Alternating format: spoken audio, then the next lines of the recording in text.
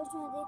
امروز میخوایم آموزش آزمایشگاه مخفی رو بدیم که از آزمایشگاه مخفی که نه، یه وسیله‌ای از آزمایشگاه مخفی که اگه آزمایشگاه دارید خیلی بهش میاد. حتما تا اینجا حتما لایک و سابسکرایب یادتون نره حتما لایک و سابسکرایب یادتون نره. Let's go. خب وسیله لازم واسه ساختن اینجا از این چیز. ولی قبل از اینکه آزمایش شروع کنم، اگه بخوای همچین خونه بهتون آموزش بدن، حتما این ویدیو بالای چند تا بالای 10 تا برسید.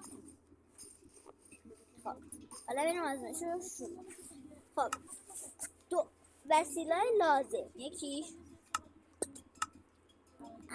اولیش از اینا این چیز. خب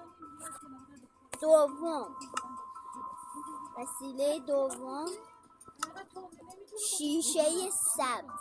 دقت کنید، سبز کمرنگ.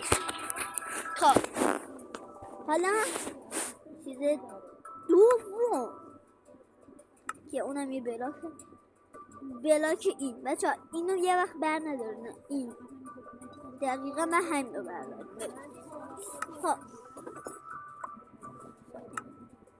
خب و یه دونه آب اگه پیدا شه، یه دونه آب سب کنید، یه دونه واتر و یه دونه همینا. ولی نه بذارین یه دونه کله استیو. خب ساکنم بچونم بازم.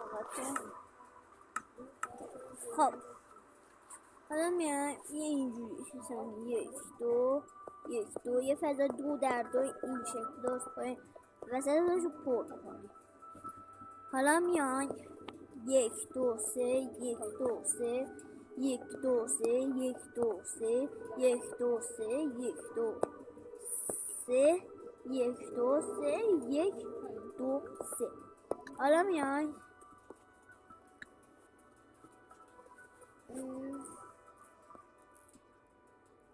یه دو بلاک اینجا میذاریم، اینجا هم یک کله بذاریم. سب کنیم اینجا کنیم حساب کنم.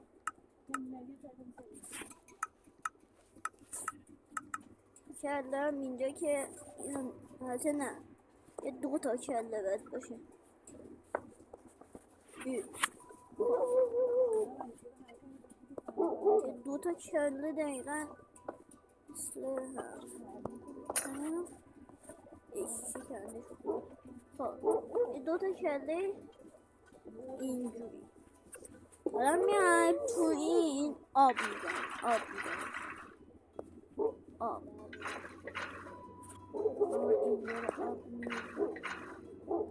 این کلات درافت میشن. بچه ببین فعلا من توش چیزی نمیدم. اگه شما ایده داشتین کامنت ها بگیم من خودتون توش یه چیزی. خب حالا بالا سرش هم باز همون کارو میکنیم.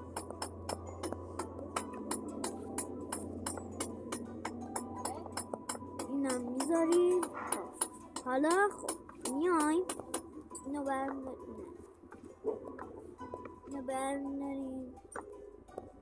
اینجوری.